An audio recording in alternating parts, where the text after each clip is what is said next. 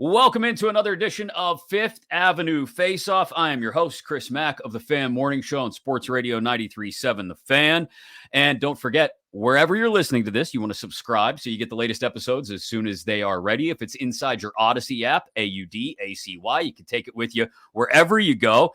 Leave a rating and a review as well. Maybe you're watching on YouTube. In that case, I'm waving hello to you right now, and you can see that I'm lucky enough to be joined to start the show today by the great Alby Oxenreiter of WPXI Channel 11 Sports. Alby, thanks for checking in for just a couple of minutes. We got a lot to dig into. I appreciate you doing this. Oh, no problem. Great to see you, and great to be with you today. I'm looking forward to it. Yeah, it's every time I get one of these fired up, I have no idea which direction we're going to go in because I have no idea which direction this team is going in. And here we are on a Friday afternoon looking back on Thursday night and another come-from-ahead loss to the New York Islanders and another blown lead. And that's where I kind of want to start things today is what do we do with this team? You know, I was arguing with people the other day about, well, should we be excited about the comeback over Columbus on Tuesday night, right? Down 4-0, and they come storming back. Or should we be down about the fact that, well, they were down 4-0 to start with, and now here we are in reverse. Are we happy about the first 50, 55 minutes of Thursday night's game? Or are we more down and more disappointed about the way things worked out in the end and that they end up blowing another lead to another Metro Division opponent? Well, Chris, let's start by saying I always believe that the season starts at the trade deadline. I talked with Phil Bork about this. I think that teams, you can do good, you can do bad throughout the season. You can have these periods where you seem to be sluggish. You can gain momentum. You can lose it again. But once the team gets to the trade deadline, that's when they really have to kick it up. And I'm paraphrasing what Sidney Crosby said the other day. He said, we have to put it in another gear or put our foot on the gas, something to that effect. And I think that that's exactly what the Pens have. As of this conversation, the Pens have 18 games remaining, and listen, there's a lot of elbowing for position. I feel generally positive about the Penguins in terms of where they are.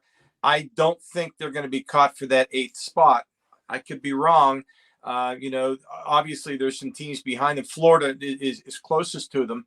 But I think the Pens have enough of a hold on that 8th spot that they can maintain what they're doing now, even through performances that you talked about, when you blow a lead, and they can still get that 8th spot. I think, as of this conversation, you hit it on the head. Things change in a hurry with this team, but that's the good news that I think they can hold on to this 8th spot. The bad news is, if you're looking ahead, they're going to have to face the Boston Bruins, and that's daunting to say the least.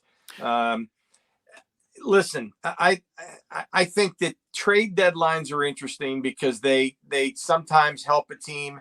I think the Pens are maybe a little better than they were before. I don't think they're significantly better. I think they've added some things, and we'll talk about Bonino in a minute, that I think will help them. And I think that he's at the top of that list. But you also have to force yourself to get a new chemistry with new players in a relatively short period of time. The playoffs start in about a month. The Pens have some time to deal with this, with what they're going to have going in. They have to learn to win with this team. They have to learn to get that consistency that they've really had so much trouble gaining throughout the season. Every time they gain traction, it seems they lose traction. Inconsistency has been the name of the label for this team. And they would be the first to say that. But we'll find out what they have in these final 18. We'll find out how these new players might help them. And certainly it all comes from the top with this particular team. And I know that you'll get nothing but quality from Sidney Crosby. And I think having Crosby and Malkin and Letang back was Malkin and Letang back. We knew that Crosby would be back, but having those guys back together and keeping that core together, I think was, in my opinion, important for this team. But it's what they do with the bottom six, and it's what they do with their defense, and it's what they do most importantly with goaltending. I think the goaltend, you can talk about everything else, Chris. You can talk about the bottom six. You can talk about consistency. You can talk about toughness. You can talk about the new players and what they might bring. But the most important thing, it all comes down to goaltending. And I think if Tristan Jarry can dial it in, and if he can stay away from injury in this final month, then the Pens will at least have a shot based on where they are. Although then there's the problem of the Bruins, but that's not always a given either. So that's kind of how I feel post trade deadline with these couple weird games in their rearview mirrors. I'm glad you brought up Jarry because that's where I was going to steer the conversation next. And it's the first couple of games after he came back, I think it was easy to look at and say, okay, he's got some rust to shake off. We get it. He hasn't played in, what was it? It was close to 6 weeks, I think it was. It had been a while since he had seen regular work, certainly. And when he did get back out there, okay, we'll give him time to shake it off. Well, he's had time to shake it off. And I don't think he's the main culprit, for example, in that loss to the Islanders. I don't know if he's the main culprit even in going down 4-0 to the Blue Jackets necessarily before he got yanked. But he is the goaltender in those situations. And we say this a lot. It's not asking too much to ask a goalie to make a save every once in a while, to make a save that maybe he wouldn't ordinarily be asked to make, because if they're going to go anywhere in the playoffs, he's going to have to make those on a more regular basis. So you just started to go down that road. How confident are you that if Jarry's the one between the pipes, not just down the stretch, but assuming they get into the playoffs, that he can do enough for them to maybe forget getting through the first round past to Boston, for example, but to make it competitive, to not get rolled in 4 or 5 games. Yeah, I think that you can, generally speaking, you after missing so much time, and you talked about that 6-week stretch. He might have had one start in that 6-week stretch. I think you have to give him time to shake some of that rust off, and you have to. He has to be the guy. You're talking about how confident am I? Well, listen, Tristan Jarry, I think, has proven that he can make big saves. He's proven that he can carry this team. But I think his biggest problem to this point has been you're in, then you're out, and then you're in, then you're out. And I think in order for him to get that consistency, that ingredient of what you need in a goaltender, he has to get the reps. He has to be in there. He has to play the games. And that's why I say if he's able to stay on the ice, I think having Jarry between the pipes is a source of confidence for this team. I certainly think that they have bigger problems than Tristan Jarry.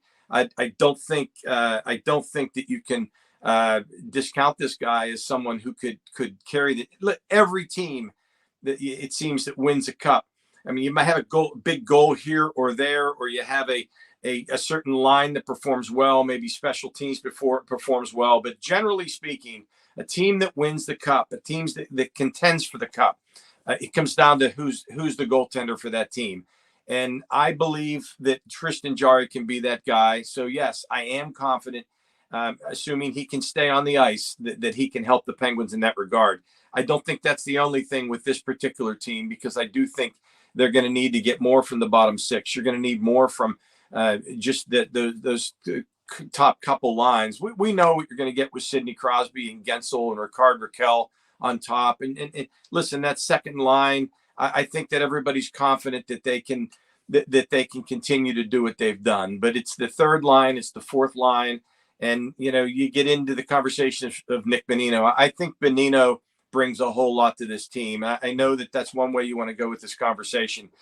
We could talk about him. What are your feelings on Bonino and bringing him back?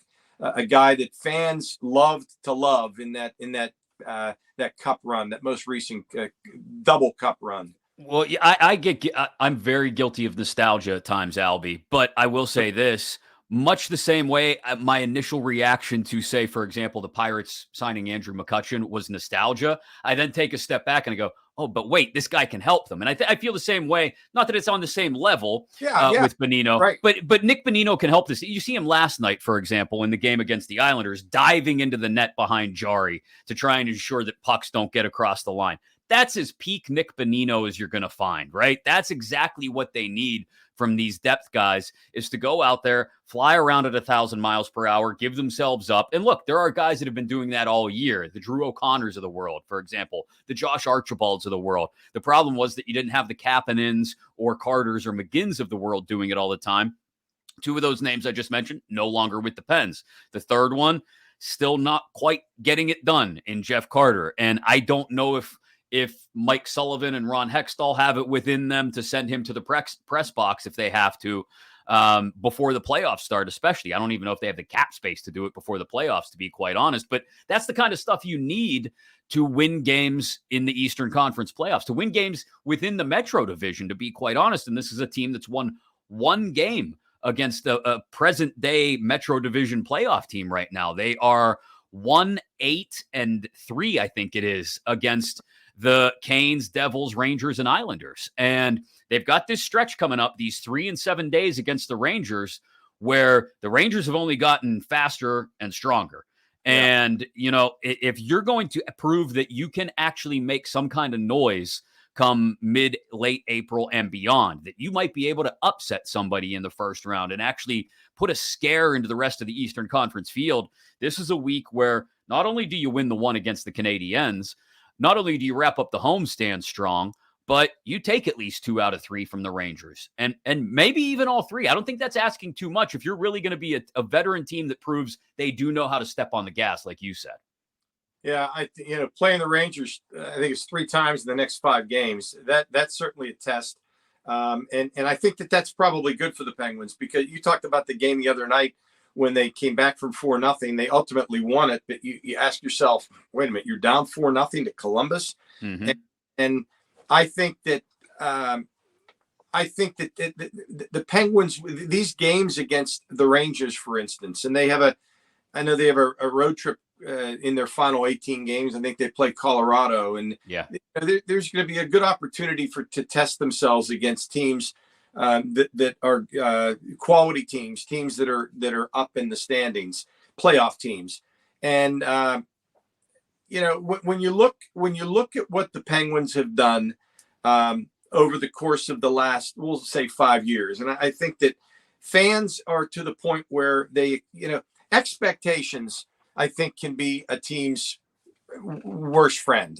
High expectations can be a terrible thing for any team. And I think that the Pens have the benefit of low expectations, with all due respect to the good things that they've done. There aren't many people in the fan base who are overly confident that they can go deep into the playoffs. And I think that can be an advantage, because sometimes if the expectations are low, then anything you achieve is going to be a bonus. When you play these teams like the Rangers with 3 times in a short period of time, it's going to give them an opportunity to see how they stack up against playoff teams.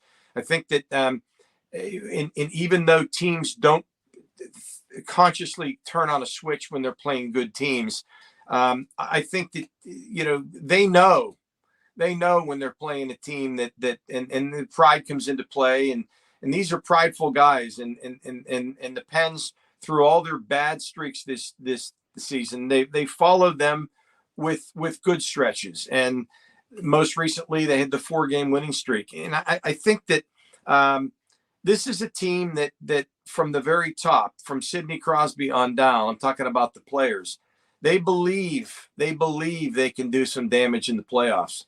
The ownership group, Ron Hextall, Mike Sullivan, straight down the, Brian Burke, they brought back Letang and Malkin, not only, as you mentioned, for nostalgic reasons, although that certainly comes into play, because when you have great players like that, you want them to be Penguins. You don't want them to ever be anything but Pittsburgh Penguins. But you also bring them back knowing that these are world-class players. Evgeny Malkin is still a world-class player. And there's so much talk about how old this team is. That's all you heard, through preseason and through the season. Well, they've lost a step, and certainly they've shown that they sometimes run out of gas, or whatever you want to call it, in the third period. They let leads get away. But this is a prideful bunch, and I think that it's a talented team, older perhaps, but experienced. And I think that coming from the top, and those three players in particular, 87, 71, and obviously Letang means so much to them in the psyche of this team. And bringing Nick Bonino back, I think, helps in that regard. There's a difference between a veteran and a veteran leader. And I think Nick Bonino is one of those guys, Chris, who can he can stand up in the room and he can challenge his teammates. He's confident. You know, you sometimes bring in a veteran who hasn't been part of the Penguins, and maybe they defer to Sidney Crosby, or they defer to Evgeny Malkin, who leads in a different way perhaps than Sid. Leadership is a funny thing. Leadership is, you exhibit it in different ways. Some guys do it on the ice. Some guys do it with the way they talk. Sometimes the guys do it with what they say to their teammates, how confident they are in the way they carry themselves. These younger players feed off of that. Nick Bonino, in my opinion, he's the deadline deal that means something, that made this team better. Nick Bonino, not only does he have that winning experience, he's a winner. He's a guy that experienced here in Pittsburgh.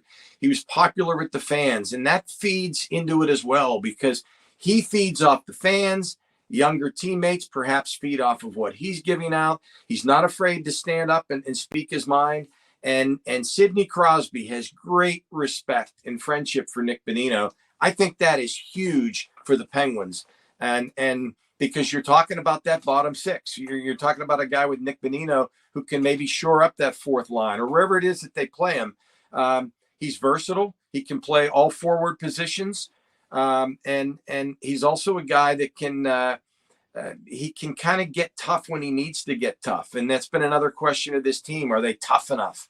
You know, there was the question of who's going to come to Sid's defense. And again, different, you know, and maybe Kulikov will bring that as well. My buddy Phil Bork likes to say he brings a little jam. And in addition to, you know, the veteran leadership on the blue line, I think that's important for the Pens. You need those talented players. They obviously have that core at the top that leads this team. But you need the secondary scoring. You need some toughness. You need experience and leadership in it, and not necessarily from those three at the top. I think Nick Bonino brings that. I'm really from a analysis standpoint, I'm really thinking that was a great move for the Penguins to bring Bonino back. Alby, I don't want to keep you too long, but I do want to ask you, you've been there, you've been on the ice for cup clinching games, the immediate post-game aftermath of, you know, Nashville, San Jose, Detroit. You've had a long storied career covering not just the Penguins, but Pittsburgh sports in general. And so I had to ask you, what is your favorite moment when you look back on this Crosby, Malkin, Letang era in particular, your favorite moment watching these three in the three Stanley Cup runs that they've had? I think the most recent, the back-to-backs were great. I think they were awesome. I think that kind of clinched what these three have meant. In particular, these three, and you know, clinching their legacy, if you will. But for me, and believe me, I have great memories of both of those cups. Tremendous memories. I think, and one of them is on the wall behind me with Sid in the cup, and I think that was the most recent cup. Anytime you see someone like Crosby skating with the cup, it's seared in your memory. That's what you remember in 50 years or 100 years. Those moments. I think 2009, seeing Sid celebrate the cup for the first time is what will stand out for me. And Chris, there are so many, and you know, I would not discount the other two cups that Sid has won, but that first cup, I remember the look on his face, and at the time, looking back, when I look at pictures, when I look at videos, Sid looked so young when he won 2009, and that particular season, Dan Bilesma jumped on board. To me, that was an amazing run. And I'll tell you why it was an amazing run for more than just what you're thinking. the Steelers win the Super Bowl on Channel 11 in February. Mm-hmm. 4 months later, the Penguins win the Stanley Cup on Channel 11. And seeing them, and I remember my conversation, my interview with Dan Bilesma. I said, where did you watch the Super Bowl that year? Where did you watch the Steelers win the Super Bowl? And did you ever imagine in your wildest dreams that 4 months later you would be coaching the Penguins to the Stanley Cup? And I think that struck him as it really brought home what they had done that year. I mean, that was a team that was struggling. And Sid at that time was obviously looking for his first cup. And for all the great things he did in his first few years, that's why you play. That's what he was waiting for. And seeing, being 20 feet away from Mario Lemieux, getting that cup from Sid, or, sharing the cup with Sid, is such an incredible memory for me. I think that anytime someone wins the cup for the first time, the joy on their face, and you can see these guys. I mean, you got veterans who played in the league sometimes for 15 years and they've never won the cup. Some guys don't even advance, and they don't even advance in the playoffs. And when you see them, they finally win the cup, you can actually read their eyes. You can read the look in their faces. They're saying to themselves, "Oh my gosh, this is everything I've always dreamed of." And I just think that 09 was so fun for a lot of reasons, for that being at the top of the list. Well, and that question that you asked Dan Bilesma too, Alby, is, he was probably sitting in Wilkes-Barre at the time when he watched the Super Bowl that year, because it would have been February, and or he would have just arrived to Pittsburgh, I would think, right around that time where he replaced Michel Therrien that year, and then they went on that run. So that's just a fantastic way to put it in perspective for not just him, but probably everybody that was watching that interview too. Yeah. And I remember, I talk about the look on Sid's face, and because I can remember the look in his eyes. I mean, just, it was all new to him. At that time, they do it differently now, but at that time in 09, we were allowed in the locker room, during their cup celebration. Now they do it on the ice, and to my knowledge, I don't believe that the locker room is now, they bring them out to the podium now. Right. But in terms of capturing the sheer emotion of what's going on, we had at Channel 11, we had a wireless camera with a wireless microphone.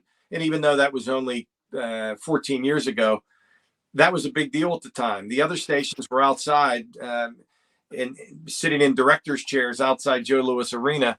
We had a wireless camera and a wireless microphone, and we were underneath the bleachers at Joe Louis Arena, direct from me to my camera right here. That's how far away we were from the bench. And we watched it from right behind the bench, them, celebrating the cup, and, Fleury, making that, that incredible final moments there, and the save, and they just went crazy. And we literally were there as they went onto the ice.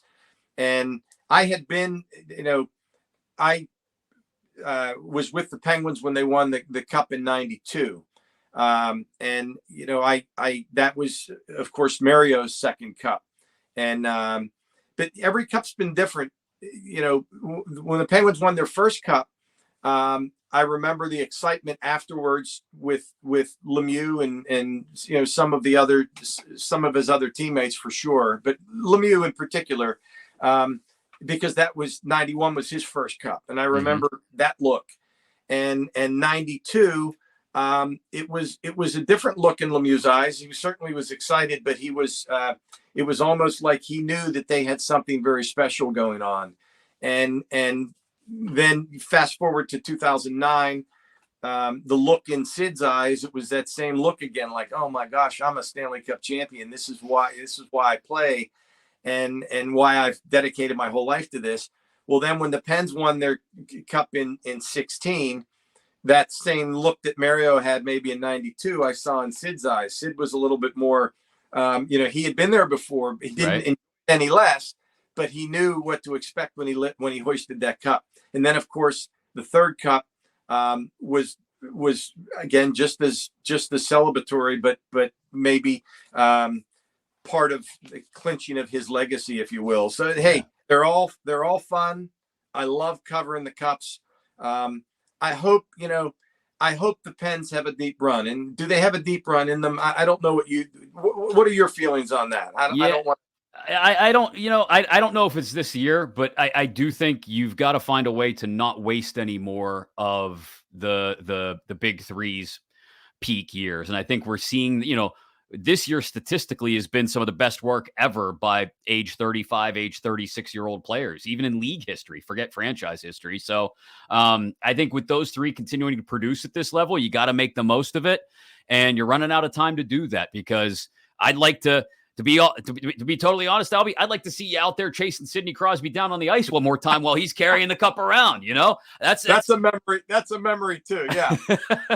So yeah, I hope there's one more run in there, and I think as long as those three are still at this level that they're at right now, they're capable of doing it. They just got to surround them with the right pieces, and that's why it's disappointing to see that they haven't quite found that blend this year. But we'll see. We'll see if they've got one more in them.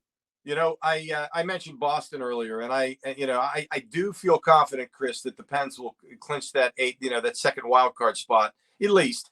But then you have to deal with the Boston Bruins, and what the Bruins are doing this year is historic.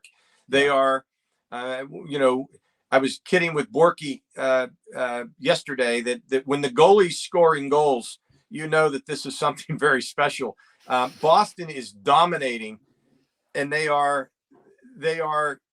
without question the team that everybody points to as the favorite to win this cup. Not only the favorite to win this cup, but the overwhelming favorite to win the cup. However, Tampa Bay a couple of years ago was pretty good. And sometimes you get into a series where things go really well for those types of dominant teams throughout the season. They don't always have the trials and tribulations of a team that's fighting to get there. You're winning so many games and you're dominating, and everybody looks at you as the Stanley Cup favorite, even when the regular season's still going on. You just assume this is going to cruise, and then Tampa Bay, same deal. They get into the playoffs, and all of a sudden it's like, whoa, what just happened? Right. We're gone. We're headed home. The Penguins in '93.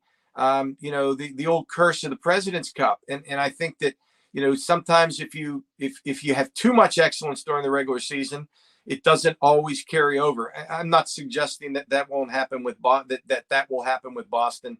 They're really good, but you never know. And I think if the Pens can just get there, Carolina would be an easier first round series for sure. But if they have to deal with Boston, you never know. And you play the games. And if they get to that point, who knows? If they get past that, who knows? Maybe they can get to the conference final. I don't know. Who's good in the West? Is it Colorado? Is it Vegas? Who's the best? That's a tough question, but just put yourself in a position. The Pens, and I know we're probably running short on time, so I'll try to be quick. The Pens, of course, have this long playoff streak, this long postseason streak. That everybody talks about. Can they get in the playoffs again? 17 straight years. Well, there's also this streak of being eliminated in the first round, and that they'd like to kind of flush from their system, and they'd like to get past that.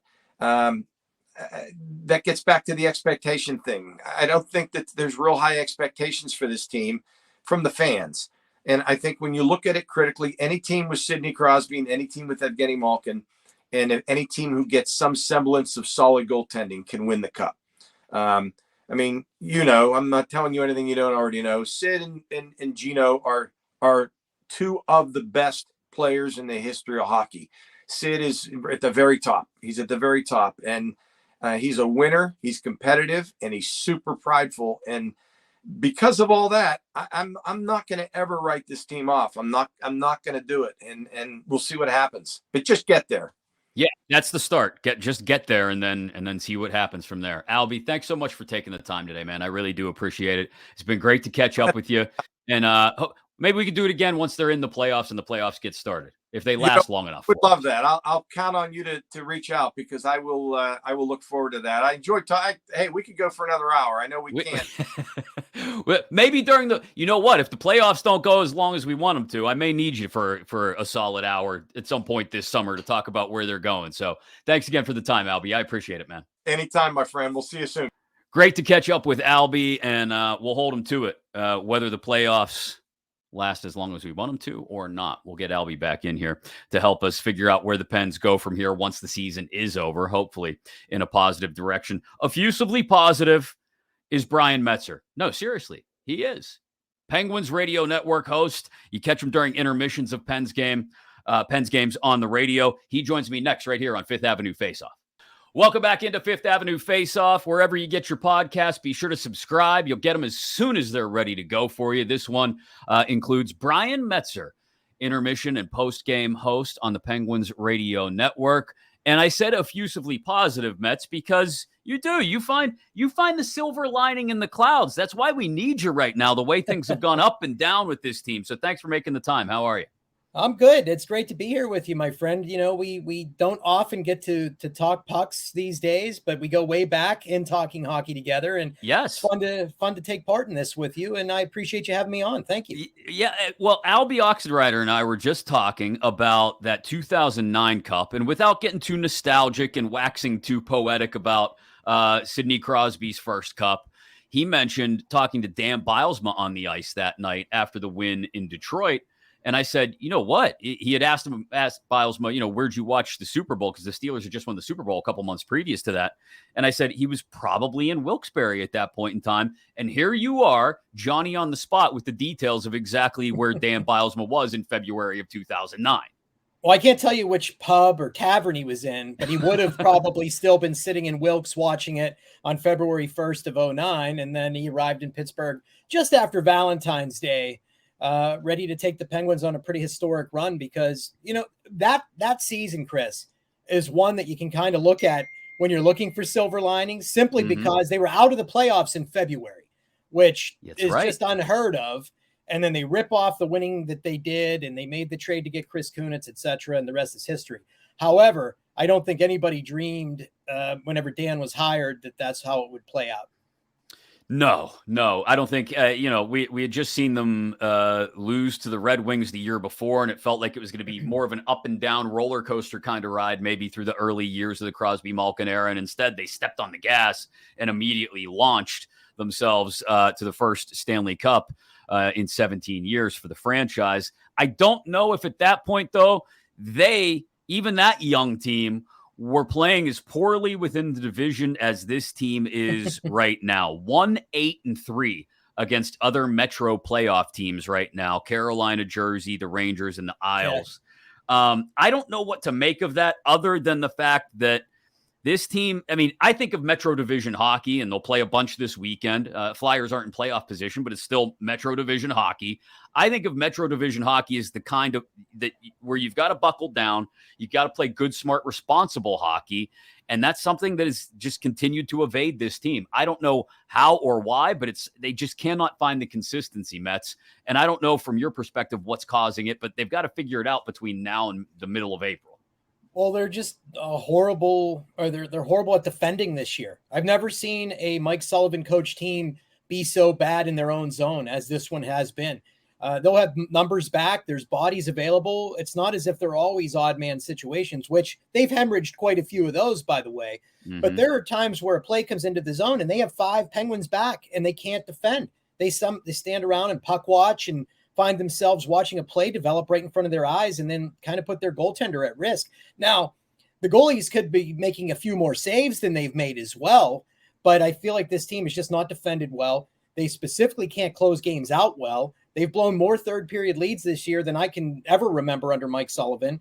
And when you look at this situation, it's a team now that is the worst under Sully, going 24-5 when they go to the third period with a lead, which, I mean, essentially that's 13 points they've left on the table. And if they had picked those up, they would be ahead of the Rangers and breathing down the neck of the New Jersey Devils. So, under him, Chris, they used to always find ways to get to the third period, even if it was a 1-goal hockey game or they were up by 2, especially if they were up by 2 like they were last night, you would not see them blow that game. They would find a way to close it out. They would limit whoever they were playing to maybe 5 shots, 3 shots, single-digit shots. You give up 13 to the Islanders. You give up 2 goals in 4 minutes and 14 seconds. Next thing you know, you give them a point first of all, and then you give them 2 points whenever you lose in overtime. So it's just, to me, a matter of their depth has been exposed. I know they tried to add to it a little bit here, but they just don't defend well. And I don't think they're getting the goaltending that necessarily you need to be a championship club. No knock on Tristan Jarry, who's played pretty solid at times this season, but I don't think Casey DeSmith really did his job when he stepped in as the backup this year. Yeah, and it's what made Hextall's moves at the deadline that much more curious. Like, I understood they needed to do something with the bottom half of the forward lineup, with the third and fourth lines. Totally on board with doing what you can. And was it trying to cover up past mistakes by waiving Kapanen and McGinn? Sure, I get it. But to his credit, I like bringing in Bonino. I like that move. Talked about that plenty with Alby a couple minutes ago. Kulikov, okay. I like adding depth to the left side, especially if he were playing in place of a Brian Dumoulin rather than in place of a Pierre-Olivier Joseph. I'd rather see him in the lineup still. But what was so confusing to me was the Granlund move, because the Granlund move doesn't add any more jam, or if you want to call it that, any more grit. Sure, it provides something maybe for your middle six, but it's also a $5 million a year contract on the books for the next 2 years, which makes it a whole lot harder to sign the guy who I think has been the biggest spark plug for this team this year in Jason Zucker. Yeah, I think you're right. And now you can, if you wanted to look at the one other tiny sliver of silver lining with the Granlund, it's that he and Zucker have a good relationship and were line mates for many years in Minnesota. And if you were trying to lure him into staying, you still have $20+ million available this summer, counting Granlund's contract being on the books. So you have a little bit of latitude there. And maybe you say, hey, this coming season, maybe you play on a line with your buddy. Now, that said, I couldn't agree more with you, though. If you wanted to get tougher and you wanted to get more of a blue-collar approach to your bottom six, that's not Mikael Granlund. I mean, this guy brings a little bit of speed based on the fact that he can get behind the defense. The Penguins witnessed that firsthand the night before they acquired him, which I was kind of chuckling, thinking to myself, did they do it because of that? Right. And I saw people be critical of the speed and say, well, he doesn't really skate fast anymore, Metz. I said, well, he's certainly faster than everybody on the black and gold right now. I mean, he beat them to a man. I mean, exactly. That's what was kind of funny. But you're right. He doesn't bring the jam. He brings a little bit of offensive upside, which is lesser than it had been earlier in his career. That said, he's a guy that's capable of scoring double-digit goals. He's a great playmaker. And the one thing I was hoping would happen is that you would see him potentially, and they finally did this last night by shifting Jeff Carter to the wing, taking him out of the center position because he just simply can't do it effectively anymore. He's been a great player in his career, but he's not doing it right now. Granlund could feasibly feed him and maybe unlock him a little bit because he can still shoot the puck a lot. He takes a lot of shots still. Most nights you look at the score sheet, he hasn't done much, but he has 3 shots on goal somehow, inexplicably. So maybe this guy could be unlocked by a Granlund. But to your point, he's not tough, really. He's easy to knock around. He's short. He's not a big man.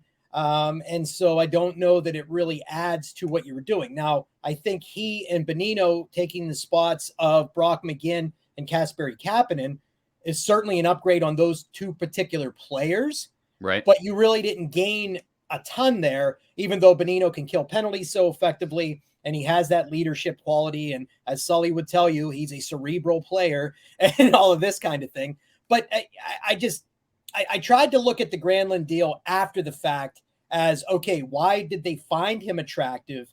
What could he bring to the table? But the fact that they cleared cap space the way that they did and then utilized it to pick up that particular player was a big time head scratcher for me. Yeah, it just didn't add up at the time. And even now in retrospect, even when you point out some of the positives that could exist there, as you just did, it still makes you wonder if all of those moves were necessary to pick up. Well, they came too late too, Chris. I mean, that was the thing. You can't wait till the week of the trade deadline to make those decisions because you have to wait 24 hours to even know if you're going to get your cash freed up. And if you listen to a lot of our, reporting buddies in the city, they'll tell you that he had a really realistic chance at getting a Jacob Chikrin had he freed up cap space earlier. And that didn't happen. And obviously Arizona couldn't wait anymore, and they pulled the trigger on a deal because the price had been dropping all week long. And instead, Ronnie Hextall was not prepared with his money. So also it was, regardless of how he did it, that was maddening enough. But you waited too long. I mean, those two guys were essentially anemic all season. You knew it wasn't going to work out. Right. And they waited until the witching hour. Yeah, that's what killed them, is if they're more aggressive with those Kapanen and McGinn maneuvers, they've got the ability to go after something earlier. Yeah. Although, again, it sounded like Hextall was trying to wait until the very last minute for prices to drop. And they did in some cases, but when your goal is to win a cup, when you're trying to maximize what's left of the big three and their era together, I think you got to be more aggressive. They do have 3 against the Rangers in the next 7 days or so. They've got the Flyers coming to town. And so it got me to thinking, look, when the Flyers are off, the rivalry doesn't quite feel the same as when the Flyers are at the top of their game. And there's certainly a lot more juice between the Pens and the Rangers because of last year's playoff series. So which of these two teams do you think Pens fans hate more? Good old-fashioned sports hate. Which of these two do Pens fans look at right now and they just grind their teeth when they see the Flyers or the Rangers skate into town? I think regardless of where they are in the standings, it's always going to be the Flyers to a certain extent, just because, as I often say, cross-state hate. When you play the Philadelphia Flyers and it's the Penguins and they go head to head. I heard Alby mention, the old 2-9er. If you ask Borky, he would say the Flyers every time, probably because he was in so many rivalry games with them and went through that losing streak against them, which you and I remember growing up here in the city. I mean, that was just wretched to watch. So I think it's always going to be the Flyers, though the Rangers, with all of those playoff battles in more recent years, certainly earned a little bit of that hate, but in knocking the Penguins out of the playoffs in the first round and Marty St. Louis' mom dying and giving them the strength to kind of come back and beat the Penguins when they were on the cusp of elimination. I think those things agitate, but I would even put the Islanders ahead of the Rangers, though, whenever I'm talking hate, more so than saying, I don't know that it's hate with the Rangers so much as it is a rivalry for sure, but I would rank in terms of true hate, Flyers and Islanders, I think. Well, let me ask you this.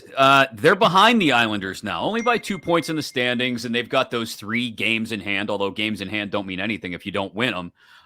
But they don't have any games in hand on, say, for example, the Senators, or just 1 game in hand on the Panthers, who they're only 4 points ahead of now, Ottawa and Florida. Yeah. So that being said, do they end up hanging on for one of these final 2 playoff spots or not?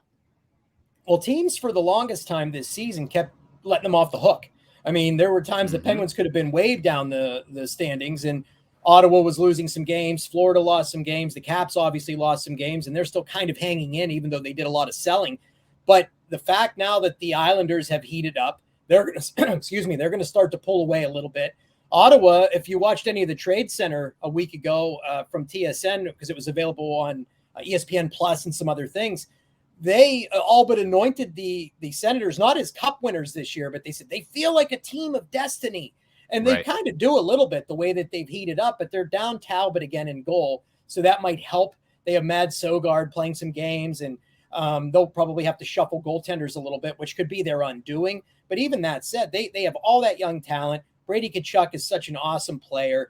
They got the Brinket there, who we all remember from his days playing in Erie. And just being such a dynamic forward. He's scoring a ton of goals for them. So I think that if the Penguins don't right the ship a little bit here, they could be in some trouble. And when you look at them, Chris, they really only have the 14-2-2 stretch this year that makes them look like a team that could go on some kind of run. Other than that, they've largely been a 500 type team all season long and had these stretches of a 6-game losing streak or a 7-game losing streak, which is unheard of under Sullivan. So when you say it all that way, it's easy to see a path where they do not make a wild card spot.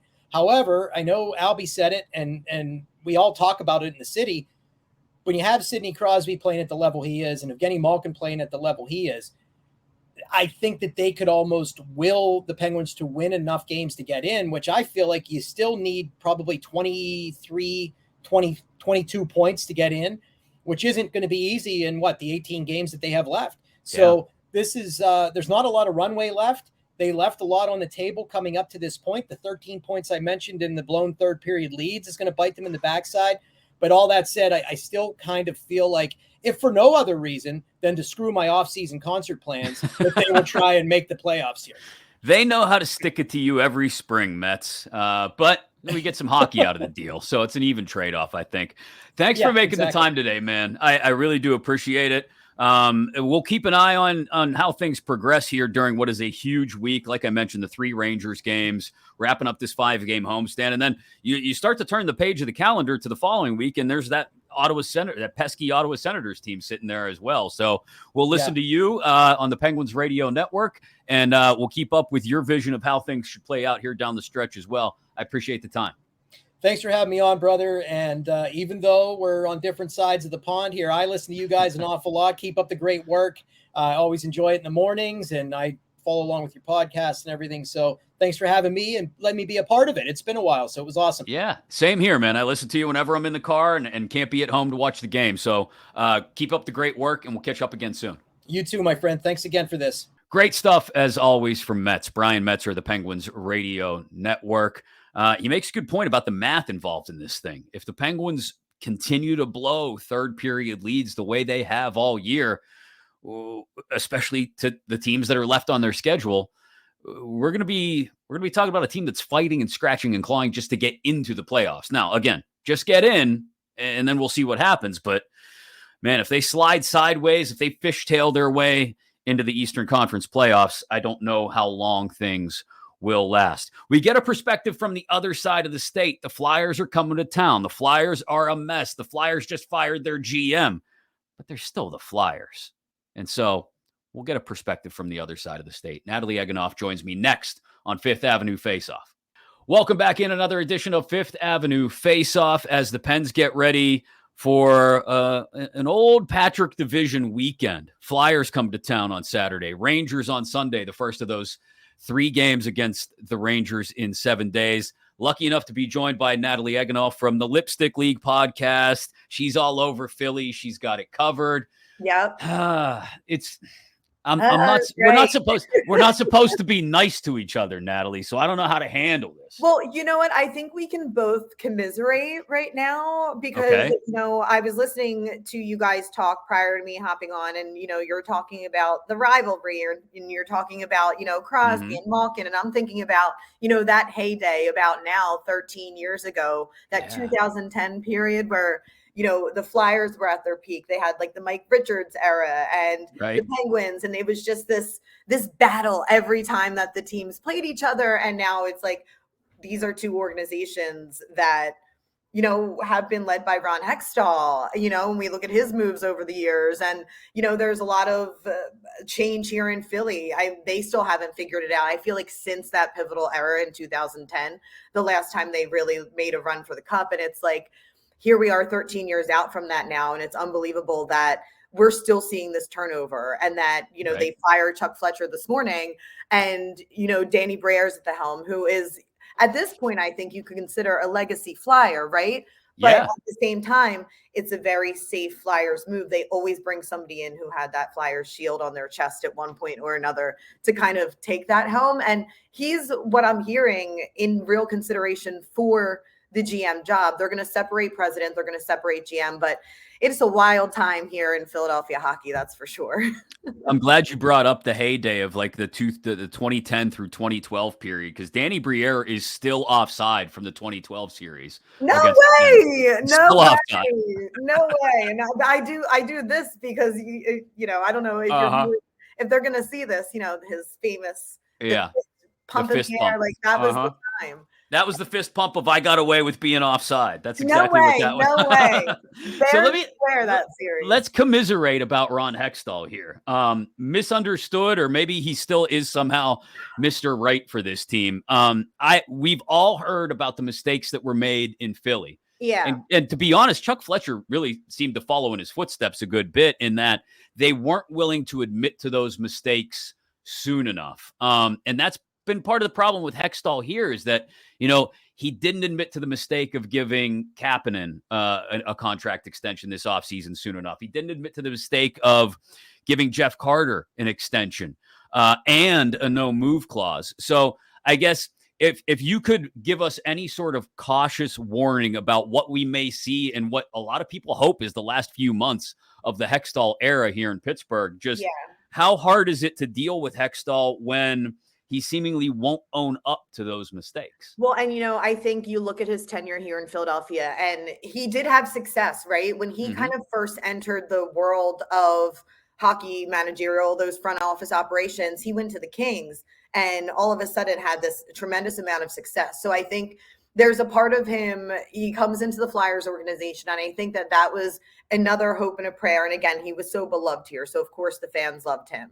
That, we were going to kind of see him mirror the success that he had in LA, that it didn't go that way here. Right. But he kind of reminds me of one of those guys, and you guys are now watching it play out. Like you just said, right. That's the problem, is not owning up to it and kind of being settled in the fact that these are the decisions I'm making, and I think that they're right. So it sounds like he still hasn't learned that lesson of, I don't know if he's just surrounded by yes men or doesn't want to listen to the people around him who go against his opinion, because that was kind of a lot of what we heard here in Philadelphia. So it could just kind of be replicated on the other side of the state, whether, again, it's who's in his ear helping him make decisions, or if he's just that adamant that, it's my way or the highway. And it ended here for that reason, because that's what went down.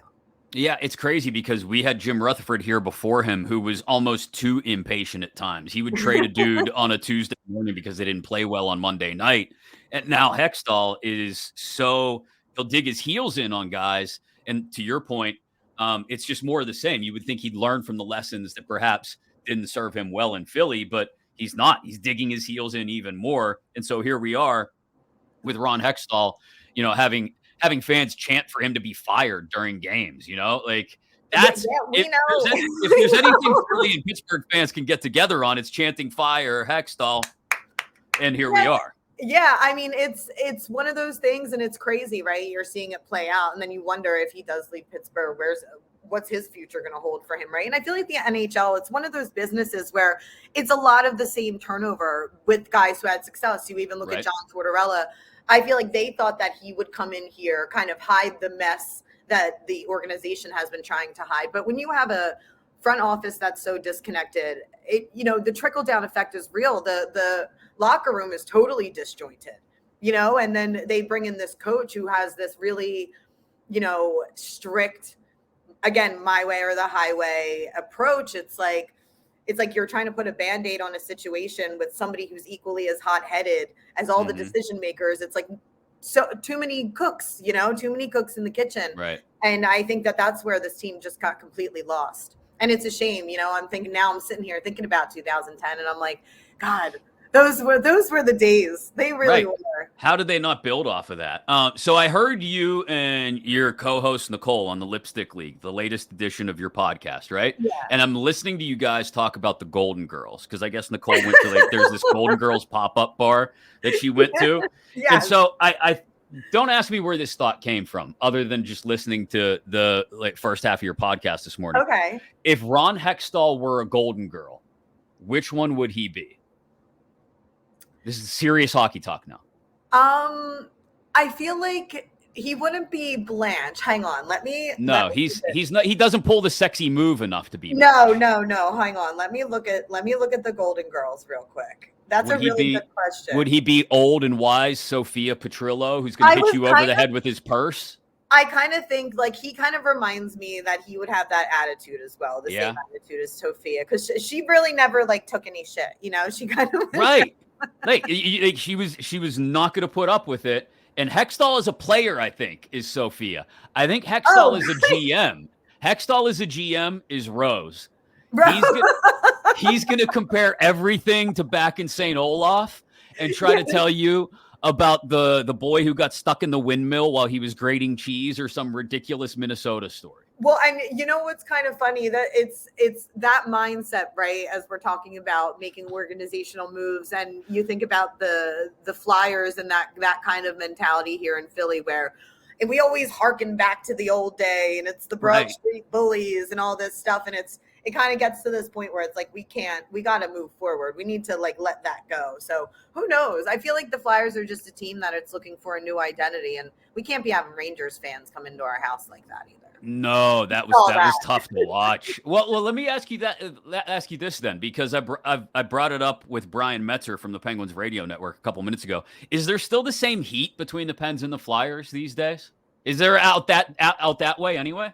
I'll tell you what. I think Flyers fans forever, will hate the Penguins respectfully, and I think as long as Sidney Crosby's playing, he's that player that I think the Flyers organization just has clearly, everybody has wanted that white whale player, that second coming of Wayne Gretzky, that franchise player who's going to set the tone. And again, like you guys were saying, he's still playing at this high level, scoring that overtime goal the other night, still chirping at the refs, getting called out of games. Like we love competitors here in Philly, but if you're not on our team, we love to hate you. So as long as he's still playing, I think the fans will have something to yell about in Philadelphia. That's a good call. Yeah, there will always be juice between the Pens and the Flyers. As somebody who was forced to hang out with Flyers fans, going to Penn State, and lived through the Keith Primeau, Ron Tugnut game in 2000 with a bunch of Flyers fans. Oh yeah, was that the 8 overtime? Was it six overtime? I don't know. I just know it was really late, and I was still up watching the game and was stuck with a bunch of Flyers fans. So. Well, I mean, that's unfortunate for you, but I was up watching that game too, and that was I wish they never changed that rule. We could have more games like that now. We could.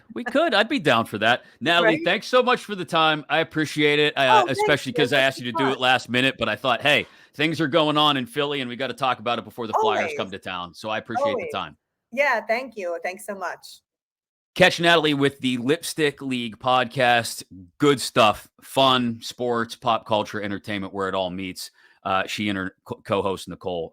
It really is entertaining stuff, and she brings the Philly side to things as we get ready for the Pens to take on the Flyers on Saturday, the Rangers on Sunday. I do have a story about a Rangers-related guest, somebody from New York. We were supposed to have on, or at least I was hopeful we would have this person on during this big 3 games between the Pens and Rangers in 7 days series. I will tell you that story on Monday's episode, as we'll be getting ready. We'll be looking back on game 1 of Pens Rangers in 7 days and ahead to a game against the Canadiens on Tuesday. On Monday, Stu Cowan from the Montreal Gazette will check in to give us a little preview of what's going on up in Montreal. We'll catch back up with Tango as well. Thanks to Natalie Egenolf. Thanks to Brian Metzer. Thanks to Alby Oxenreiter for joining me today. Enjoy the hockey this weekend. Let's hope the Pens don't do you dirty like they did against the Islanders.